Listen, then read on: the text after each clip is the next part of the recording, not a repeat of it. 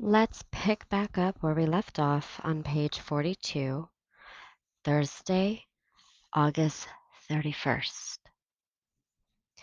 In addition to my regular glasses, I have special goggles, prescription goggles for playing sports. They're made out of some kind of astronaut plastic that could crash land on Venus and not break. Nothing can break them. If the dinosaurs had worn these goggles and the Earth had been bombarded by mile-wide asteroid boulders, the dinosaurs would still have died, but their goggles would be intact. Nothing can break these goggles.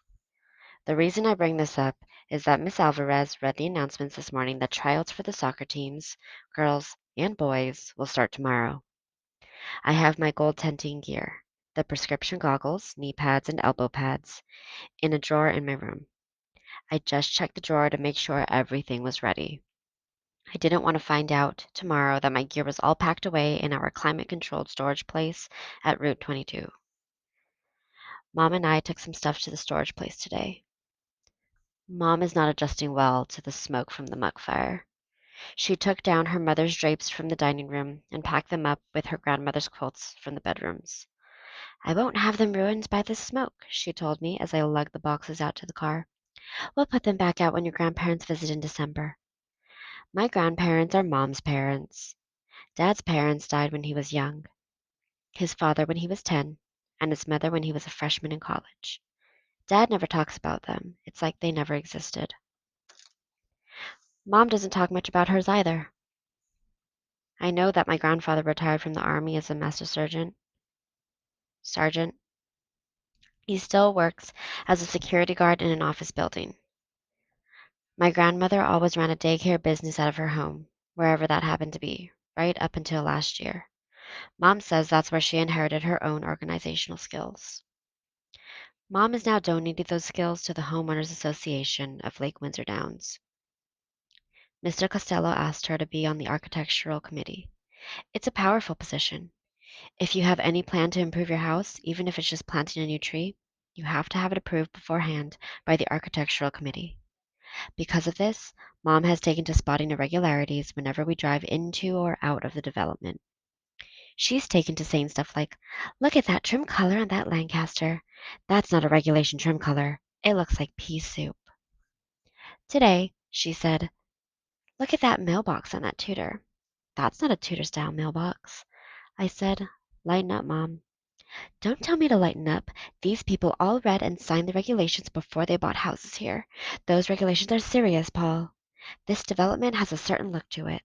If you like that look, then you buy a house here. If you don't like that look, then you buy a house someplace else." What harm could it do to have a non-Tudor mailbox? Mom thought about that one. Not much, I suppose. I won't send them a letter about the mailbox, because the one they have doesn't look bad. But if 20 more houses decided to put up 20 different styles of mailboxes, it'd start to look like a shanty town around here. Mom suddenly got very serious. "Paul, I'm talking to somebody who has never, ever lived in a nice house growing up, or even lived anywhere near a nice house. This is not a joke to me.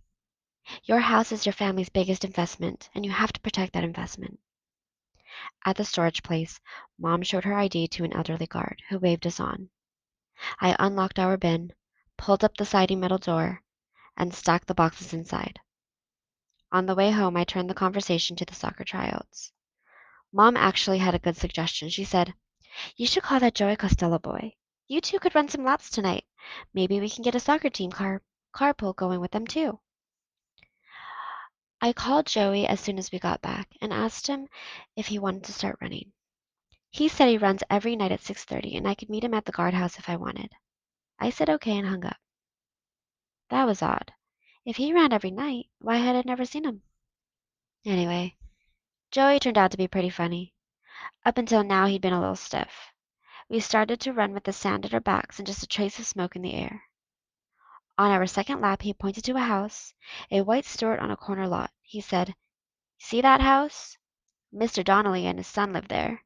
They've been hit by lightning 3 times." No way.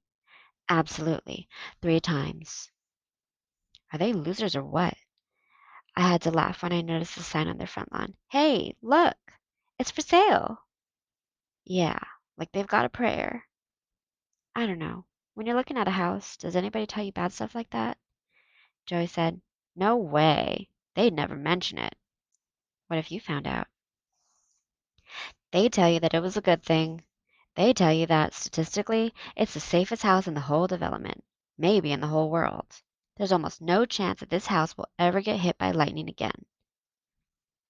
I looked back over my shoulder at the receding storm.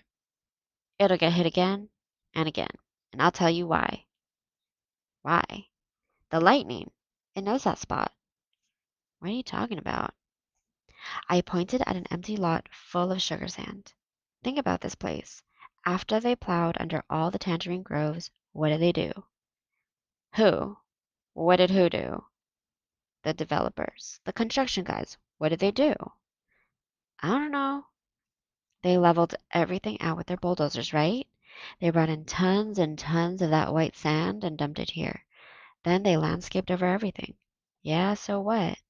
So let's say that that corner house used to be the highest ground over here, around here for miles.